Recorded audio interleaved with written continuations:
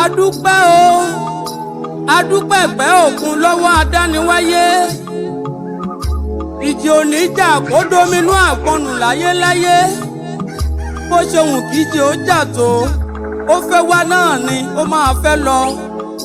èyí ò wá ní ní ká má rántí ọjọ́ adániwáyé dání ọjọ́ 10 oṣù kẹta lọ́jọ́ tàbí wòlíì ńlá sáyé wòlíì tọ́lọ́run rán sọ̀kalẹ̀ sáàrin wa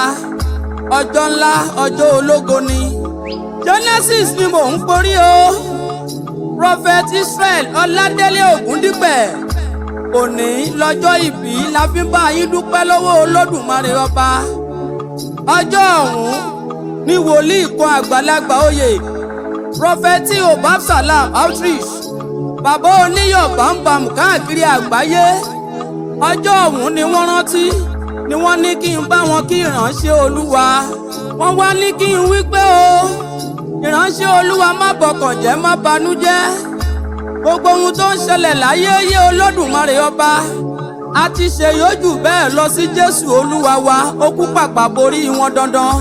ìwọ náà ló kú sọ nínú ọ̀rọ̀ rẹ wípé tíjì bá fẹ́ wá ká tẹríba fún ìjì ni kí ìjì ayé má bàa gbé ni lọ. Ọládélé o ọmọ Ògúndípẹ̀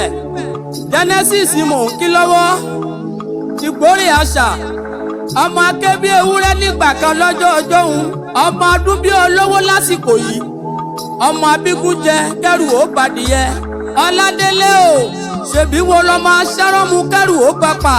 ọmọ ìdàn tó bá jẹ gbòòrò tó bá jàgbàlá àní kò gbọdọ̀ jẹlé bàbá tó bí ọlọ́mọ èyí tí ìbájẹlé bàbá tó bí ọlọ́mọ ló forí sọlẹ̀ sí kẹ́hìntà ìgọ̀rọ̀ ọmọ agbọ́ sásámásá ọmọ agbọ́ yàyàmáyà Ọládélé o Prophet Israel Ọládélé Ògúndípẹ̀ Genesis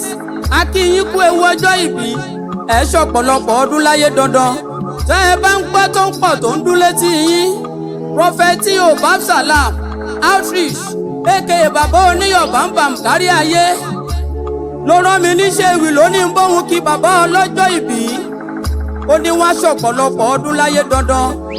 tó bá wá níta ló kọrin ewì sí yín létí